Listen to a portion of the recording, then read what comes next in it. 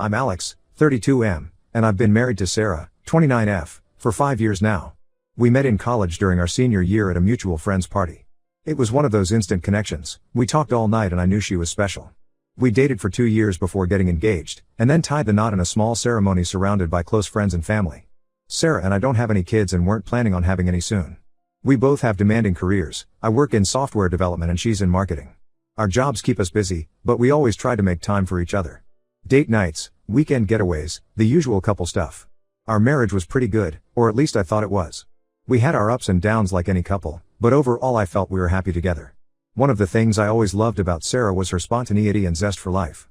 She was always coming up with new adventures for us, whether it was trying a new restaurant, planning a surprise trip, or dragging me to salsa dancing classes. I tend to be more of a homebody, but Sarah brought me out of my shell. It was one of the things that initially attracted me to her. About 8 months ago, Sarah came to me with an unexpected request. We were having a quiet night in, just watching TV and relaxing after a long week at work. Out of nowhere, she paused the show and turned to me with a serious look on her face. She said she wanted to try ethical non-monogamy, basically an open marriage where we could both see other people. I was completely blindsided. I had no idea she was even interested in something like that. When I asked her why, she gave me a bunch of reasons. She felt like she missed out on experiences by marrying young, she wanted to explore her sexuality more, she thought it would spice up our relationship, etc. She talked about how monogamy was an outdated social construct and how humans weren't meant to be with just one person forever. I was devastated. I couldn't understand why I wasn't enough for her anymore. The thought of her being with other men made me feel sick. I told her absolutely not, that I wasn't comfortable with it at all. We'd always been monogamous and I had no desire to change that. Sarah seemed disappointed but dropped it for the time being. Over the next few weeks, Sarah kept bringing it up.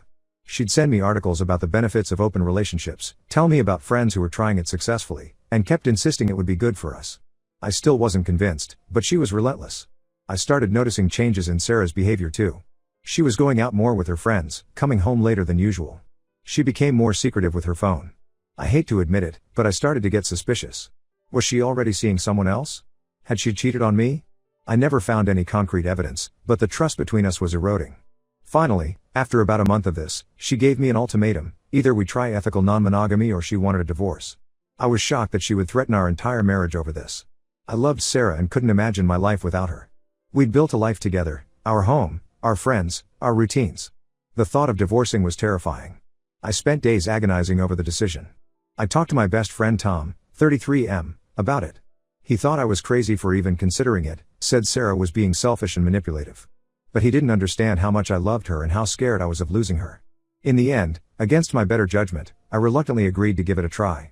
We set some ground rules: no bringing people to our home, getting regularly tested, being honest about our activities, etc. Sarah was thrilled when I agreed. She kept saying how much this would strengthen our relationship and bring us closer together. I wanted to believe her, but I had a sinking feeling in my gut. For the first couple months, Sarah dove right in. She was going on dates constantly, sometimes 3 to 4 nights a week. She'd come home late, sometimes not until the next morning. Meanwhile, I was struggling. I had no interest in seeing other women, but the loneliness was killing me. I'd sit at home, imagining Sarah with other men, driving myself crazy with jealousy and insecurity. Sarah always seemed so happy and energized when she came home from her dates. She'd try to tell me about them, thinking it was good to be open, but I couldn't bear to hear the details. I felt like I was dying inside but tried to put on a brave face. I didn't want Sarah to know how much this was tearing me apart. Things at work started to suffer. I couldn't concentrate, my performance was slipping. My boss noticed and asked if everything was okay at home. I lied and said everything was fine, not wanting to admit the truth. Eventually, my friend Tom convinced me I should try actually participating instead of just sitting at home. He said if Sarah was out having fun, I should too. He helped me set up some dating app profiles. To my surprise, I actually got quite a few matches. I went on a few casual dates but didn't click with anyone.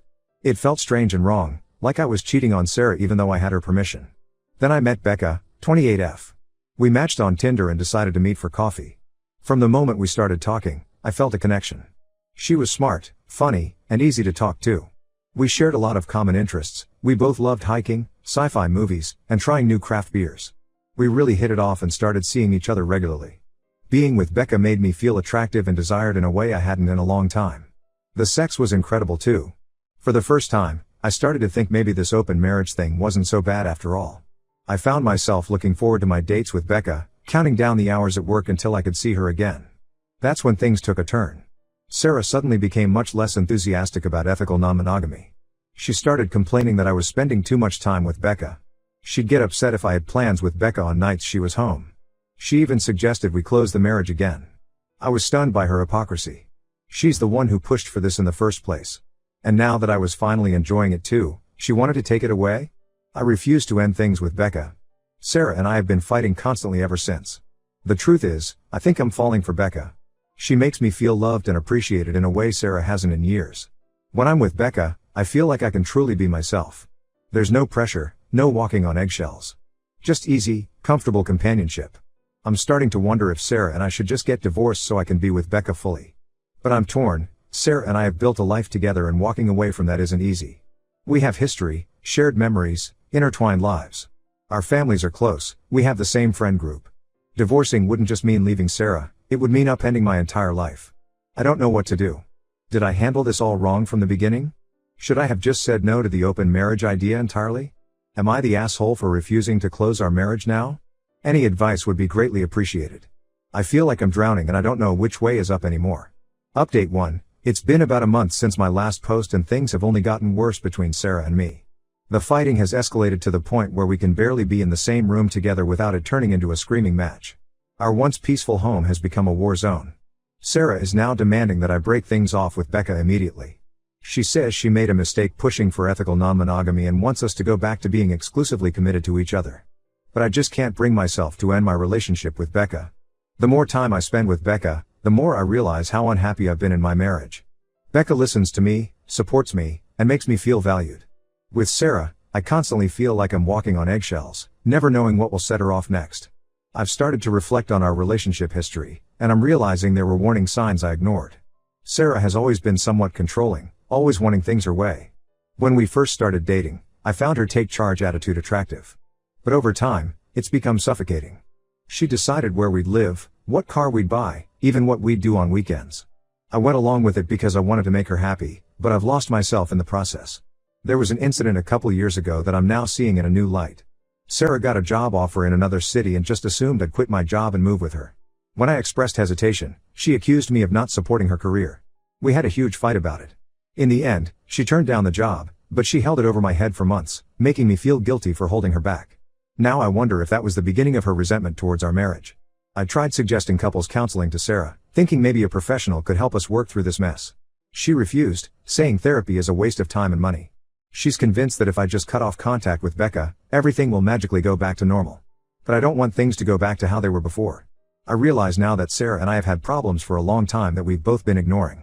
The open marriage experiment just brought them all to the surface. I've started seriously considering divorce. I know it won't be easy, but I'm beginning to think it's the only way forward. Sarah and I clearly want different things now. She wants monogamy again, while I've discovered that ethical non-monogamy actually works well for me. I spoke to a lawyer last week to get some preliminary advice on how a divorce might play out. Sarah found out somehow and completely lost it. She accused me of betraying her and threw me out of the house. I've been staying with my brother Eric, 35M, for the past few days. Eric has been a godsend during all of this. He's letting me crash on his couch, listening to me vent, and offering advice. Eric and Sarah never really got along. He always thought she was too controlling for me. Now he's saying I told you so, which isn't exactly helpful, but I know he means well. Eric thinks I'm crazy for even considering staying with Sarah after everything that's happened. He says she manipulated me into the open marriage, then tried to manipulate me back out of it when things didn't go her way. Part of me knows he's right, but another part still loves Sarah and grieves for the relationship we once had. Becca has been incredibly understanding and supportive through all of this. When I told her about the situation with Sarah, she offered to step back if that would help save my marriage. Her selflessness only reinforces my feelings for her. But I told her I didn't want to lose her. We're still seeing each other, though less frequently now that I'm staying at Eric's. I'm at a crossroads and I know I need to make a decision soon. Do I try to salvage things with Sarah? Or do I accept that our marriage has run its course and move on? The thought of starting over is terrifying, but staying in this miserable situation seems even worse. My parents called me yesterday after hearing about the separation from Sarah. They're worried about me and don't really understand what's going on. They keep asking if Sarah and I can't work things out. They adore Sarah and I think they're struggling to accept that our marriage might be over. I haven't told them about Becca yet. I'm not sure how they'd react. Work has become my only escape from all of this drama. I've been throwing myself into projects, staying late at the office just to avoid going back to Eric's empty apartment. My boss has noticed my increased productivity and hinted at a possible promotion. At least something in my life is going well. I miss my home. I miss my old life. But I don't know if I can go back to it, or if I even want to. Everything has changed and I don't know how to move forward. I feel lost and confused, torn between my history with Sarah and my feelings for Becca. Whatever decision I make, I know someone is going to get hurt. I just hope I have the strength to do what's right, whatever that may be. Update 2. It's been 2 months since my last update and a lot has happened. After much soul-searching and many sleepless nights, I finally made the difficult decision to file for divorce from Sarah. The final straw came when I found out Sarah had been bad-mouthing me to all our mutual friends, painting herself as the victim and me as the villain who destroyed our marriage by falling for another woman.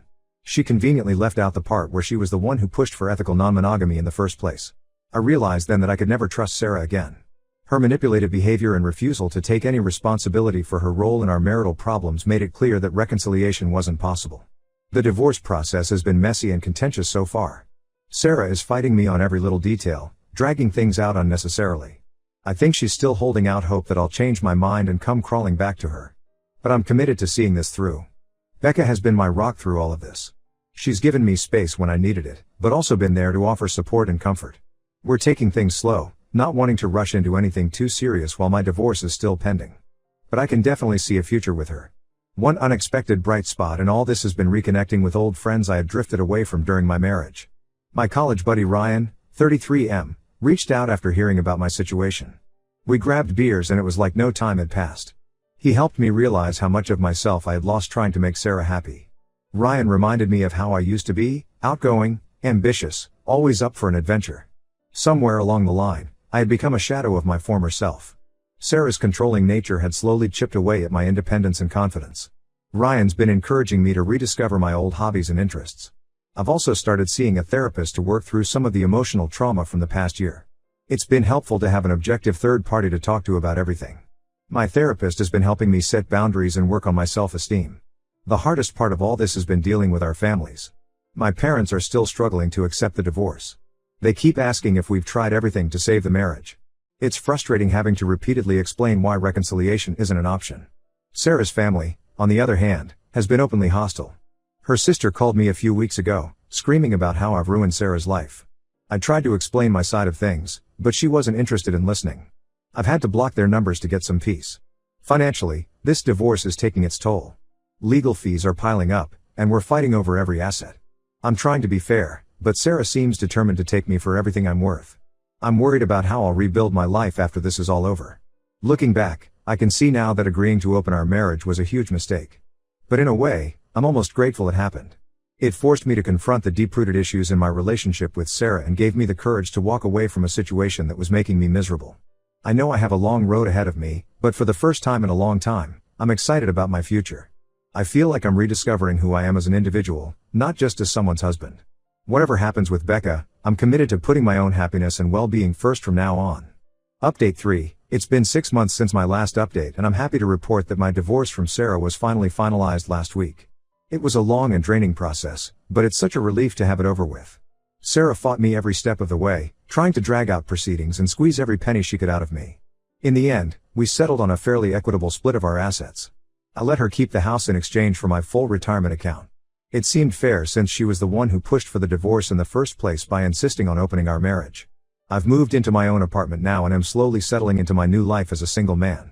It's been an adjustment, but overall I'm happier than I've been in years. I feel like a weight has been lifted off my shoulders. Becca and I are still together and going strong. We decided to make our relationship official once my divorce was finalized. She's been incredibly patient and understanding throughout this whole ordeal. I'm excited to see where things go with her now that we can fully commit to each other without any lingering complications. I've maintained my friendship with Ryan and have been expanding my social circle. It's nice to be able to go out and do things without having to constantly check in or feel guilty about it. I've taken up rock climbing and joined a recreational soccer league, things I always wanted to try but Sarah discouraged. My relationship with my family has improved since the divorce was finalized. They finally accepted that Sarah and I are over, and they're starting to see how much happier I am now. My mom even invited Becca over for dinner last week, which was a big step. Work has been going well too. I got that promotion I mentioned in my last update, which has been both challenging and rewarding. The extra income has been helpful in getting back on my feet financially after the divorce. As for Sarah, I've heard through the grapevine that she's already dating someone new. Part of me hopes she's learned from our experience and will treat her new relationship better. But mostly, I'm just glad it's not my problem anymore. I still have moments of doubt and sadness about how things ended with Sarah. We were together for a long time, and it's not easy to just erase those memories. But I know I made the right decision for myself. Becca and I are talking about moving in together in the near future. It's exciting but also a little scary. I want to make sure we're not rushing into anything. My experience with Sarah has made me more cautious about relationships, but also more appreciative of what a healthy partnership should look like. Looking back on everything that's happened over the past year and a half, I can honestly say that while it was incredibly painful at the time, I'm grateful for how things turned out. If Sarah hadn't pushed for ethical non-monogamy, I might still be stuck in an unfulfilling marriage, too afraid to leave. Instead, I've discovered what I really want out of life and a relationship. I've learned to stand up for myself and not let others manipulate me. And most importantly, I've learned that it's okay to put my own happiness first sometimes. To anyone else out there struggling with similar issues in their marriage, don't be afraid to walk away if things aren't working. Life is too short to stay in a situation that makes you miserable. Trust your gut and do what's best for you. It might be scary at first, but I promise it's worth it in the end.